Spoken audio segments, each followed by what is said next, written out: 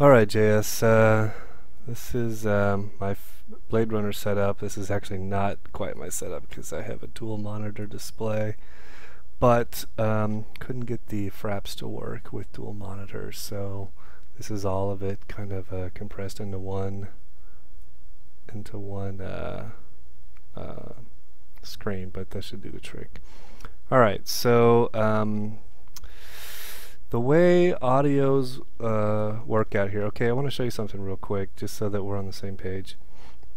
Vegas works very similarly, so we should be talking the same language here.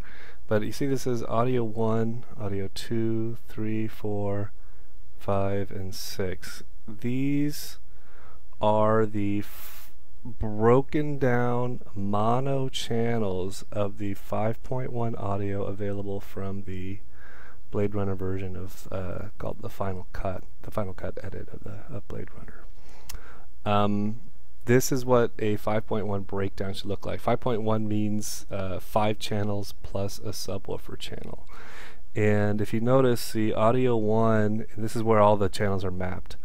Audio 1 here, this whole line of audio that goes across here the length of my edit, audio 1, that is my front left channel. That is mapped to the front left. That's what that means right there. Let me move this a little bit bigger so you can see something. Yeah, audio 1, okay, front left. Audio 1, front left. Okay, audio 2, front right. So these are your left and right channels. And only one sound should be going through that one track of sound, which is why this is a mono track even though it's going to the left, and this is a mono track going to the right. But the audio 3, that's your center channel. That's the one with all your dialogue, and that's set to the center just like this. Now I guess technically it should be set here. I guess maybe I should do that actually, set it there in the center channel. But I set it in the middle because it gives it a fuller sound. It helps it actually sends some of that to the back channels. Gives you a fuller sound. I wonder if I should put that in the center channel, see what it sounds like overall. But anyway, that's what that's for. Channel 4 on audio 4 on Premiere, which is what I use. I use Premiere Pro, use Vegas. On 4 is called the LFE channel, or that's my subwoofer channel, and that's set to the center always.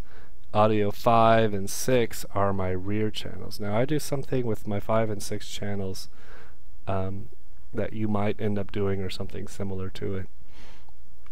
But let me talk about that in a minute. Let me just first clarify something else here.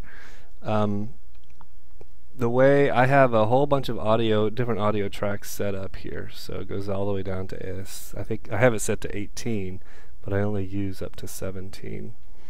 These are all different audio things that I'll be using throughout the thing, about the movie, about my edit. But so this first part where my Beethoven kicks in for the opening credits and the opening sequence into Deckard going to the office, if you notice I use 2 tracks, okay? Track 7 and track 8. The way I got these 2 audio tracks is I have this recording of Beethoven and then the 7th Symphony here, and then I broke it into 2 mono tracks. It came in stereo, but I broke it into 2 mono tracks. And then if you notice, I have audio 7, let me scroll this over a little bit. Audio 7 is mapped to the front left. Audio 8 is mapped to the front right, right? So 7 and 8 on my edits are acting like my front left channel and my front right channel. But the movie already came with information on the front left and front right channel, which is what audio 1 and 2 is. But I have the volume down, so like this little yellow line here in the middle, it indicates how I'm having these things set. So I crank it all the way down to the bottom. So it's basically muted. So in substitute of what the original track has for left and right of audio 1 and 2, I now have my own 1 and 2 set up here at 7 and 8. That's one way of replacing the audio tracks in 1 and 2, is simply creating your own channels down here, mapping them to your left and right in lieu of the original left and right that it came with. Boom, boom. That's one way of doing it. Another way of doing it, which I utilized in different parts, let's say right here, where the first Voight-Kampff test happens, the one that Deckard does. This is a stereo track. You can tell it's stereo because it has two lines of audio, and it actually says L and R. L and R. So even though track 11 on here is sent to the center channel here, it still plays in stereo. It still has a left channel and a right channel. This is a detail that you should know. If you don't really know it, you should do this, because I can't map this to the left. Like I can't do 7, you know, it's left and right. If I move track 11 over to the left here, this whole thing, it's going to sound really goofy. It's got to be in the center, and that's why I have it in the center. So whenever you have a stereo track and you put it into your project, make sure that it's mapped to the center here, okay? But if you have two separate tracks, a left channel and a right channel, then they need to be set to audio tracks. These are tracks, 1, 2, 3, 4, 5, 6, these are all tracks. They need to be mapped to the corresponding channel up here, which is, like I said, Beethoven. This goes to my front left, this goes to my front right. So some of the music I split up, and some of the music I don't. And the reason I did various things is because I was trying different things, and ultimately what I found is pretty much the same. Although each time you split it up this way, it gets too loud, so I have to lower the volume a little bit. I'm not sure why that happens, but nonetheless. So yeah. Now I remember you made a post about some of the sound effects, and I say sound effects, but a lot of times the music sounds like sound effects. The chimes that are kind of rolling in and out, and random strings being plucked, that kind of thing. But you mentioned somewhere about having difficulty or cutting out this moment right here because of the explosions that happen at the front end. And if you listen, I have all of those explosions. Let me play it right quick.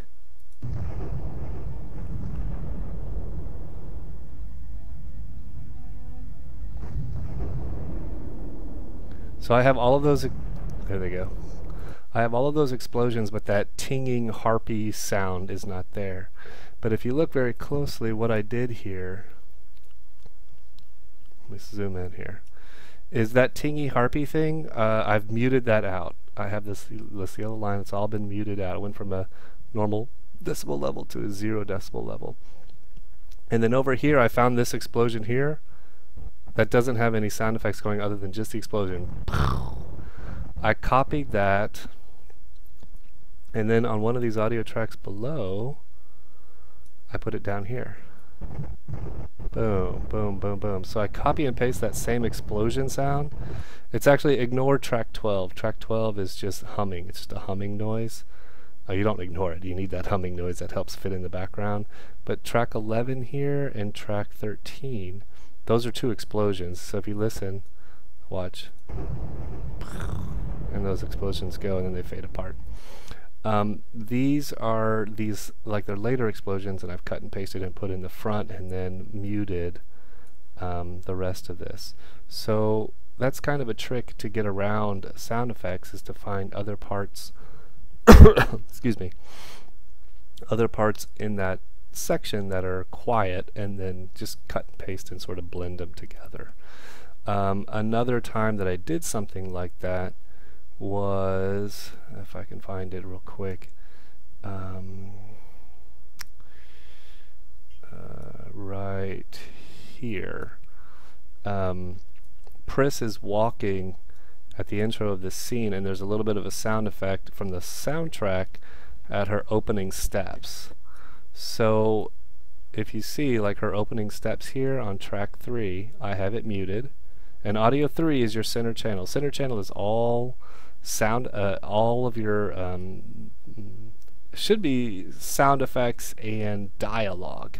There should be no bleed of the soundtrack into it, but when people describe a clean center channel. They're talking about track 3 here not having any of the soundtrack in it, and Blade Runner is mostly clean, but there are a couple of moments where it bleeds in. This is one of them. So you mute. What I did is I muted the first few footsteps of her walking through here, and then I cut and pasted these steps where they don't have any score behind it, and then laid it in a different track below, track 10 here. And track 10, just like track 3 through 10 is mapped to the center, just like track 3 is over here. So this modifies, this is a way again to getting around some sound effects. Now there are some times where the music, well, this is an easy solution, you know, cutting her footsteps here and putting it here, because this little section has all the same ambiance, all the city music, the rain music, the walking on the puddle sound, like all of it's in this moment here, so it's easy to place it here. But there's some other things where you have to do a little more construction of your piece, and let me find an example of that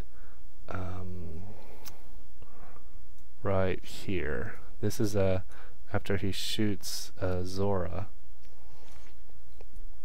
In the center channel, which is again audio 3 mapped to the center, audio 3 has a lot of soundtrack bleed into the center channel, and if you look, I see how I basically have it all muted,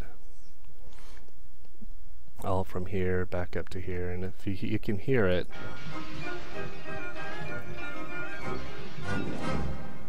And then all the sound effects are gone, and then from here on out I'm actually rebuilding all of the sound effects starting down here. So the first thing I do is I have some rain falling, so that rain sound is not in the movie, it's my own sound effect that I found actually on YouTube, believe it or not.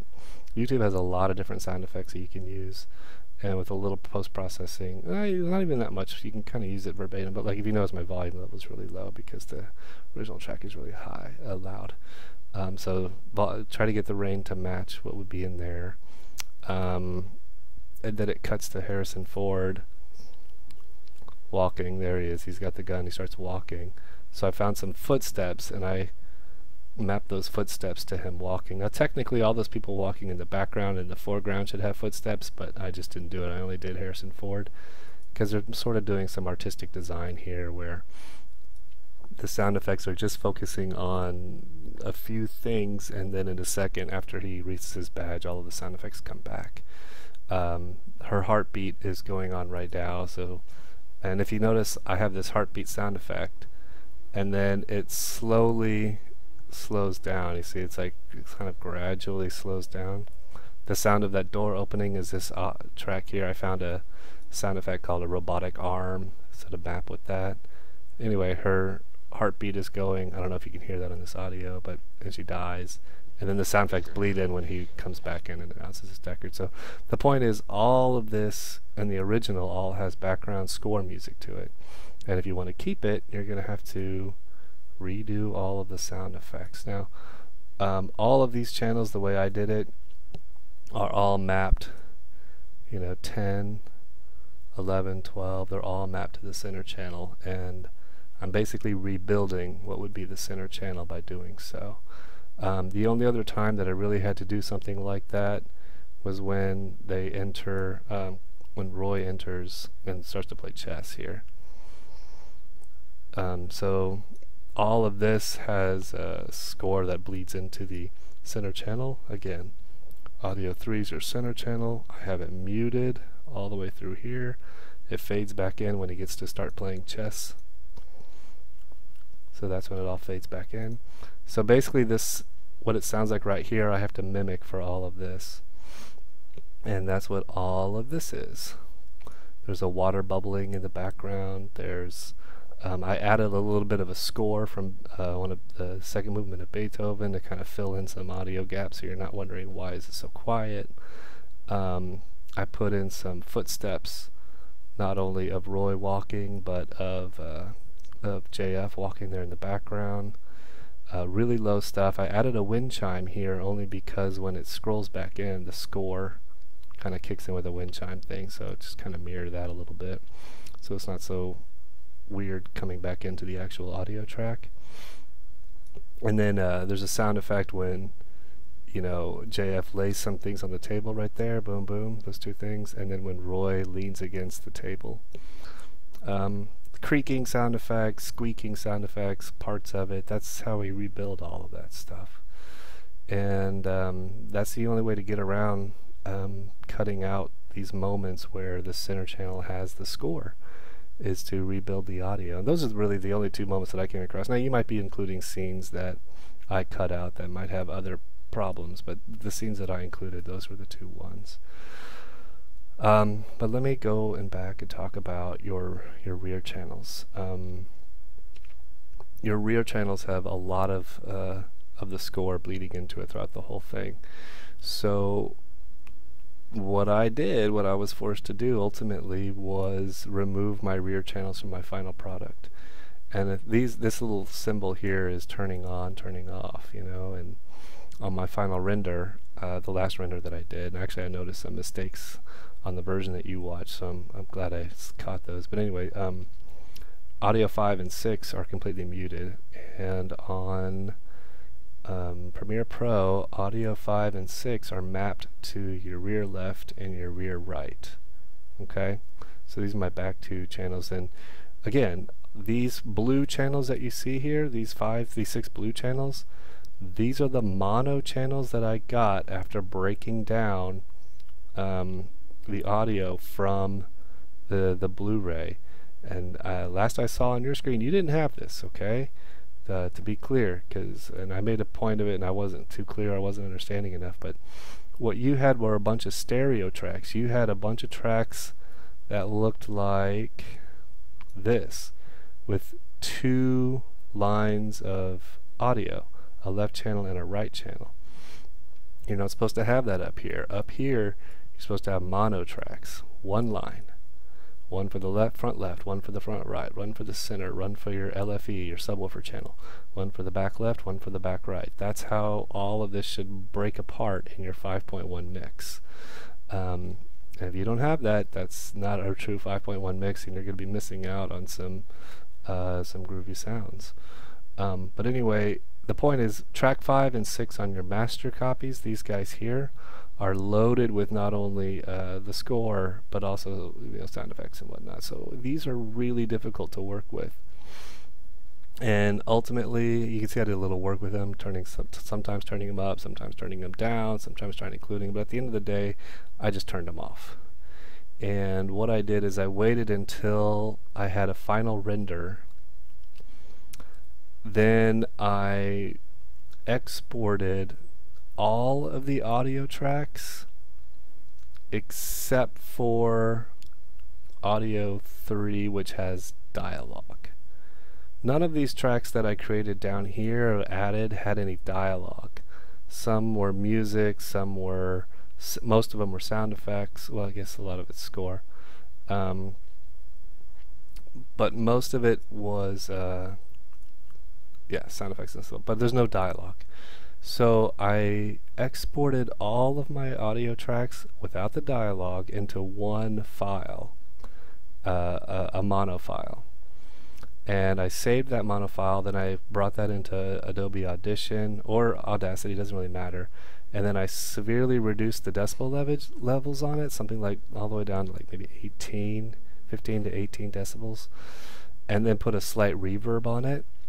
Because that's how your right channels should sound. Your right channels are basically what's coming out of your left and front right, with a little bit of reverb, so it comes out the back, so it kind of has an echoey quality, but not like a real echoey quality. Like, it's real faint. It's just enough to be behind you.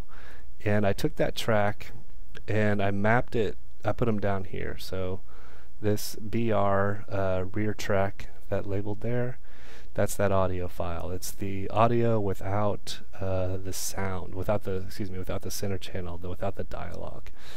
And I just made 2 of them. And if you look at, this is audio 16, this is audio 17. Scroll over to where they're mapped. 16 is mapped to the rear left, 17 is mapped to the rear right. So these are my rear channels now. And when I do an export of all of the audio channels, it'll be smart. The 5.1 mix will include, you know, the back left will be these two guys, the back right will be those two guys, and that's how it's supposed to be. If you really want to get fancy with this, anytime like an airship or whatnot comes, you know, flying to the front and looks like it should be coming out of your back left speaker, I should take this track and maybe increase the volume 5-7 decibels or something, and then lower it down. I haven't massaged this track yet, and I might do that before I'm finally done with this, but in the meantime it's just this static. These two things are completely identical, and that flushes out the sound. If you're listening to this on 5.1, you'll really tell. Now you listen to my I believe you listened to my version on just a 2.1 setup, to front left speakers and a sub, and the software that you watched it in took all of this audio information, all these channel different mapping and stuff, and just sort of created its own left and right channels.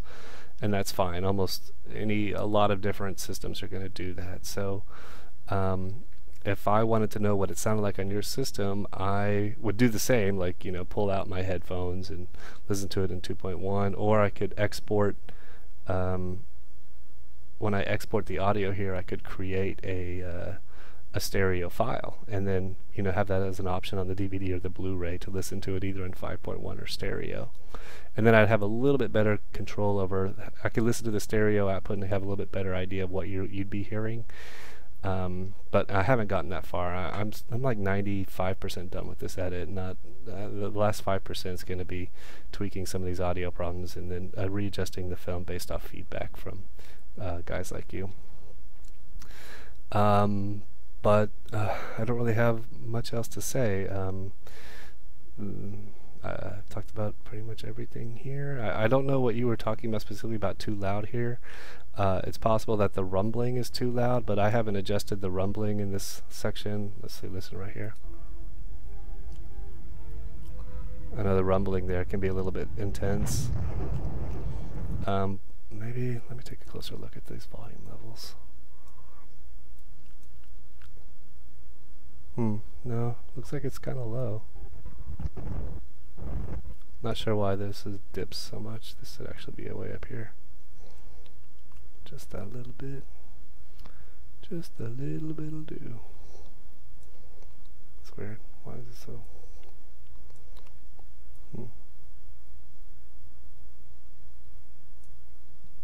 This seems too low or too high. I mean. Anyway, I'll play with that later. So yeah,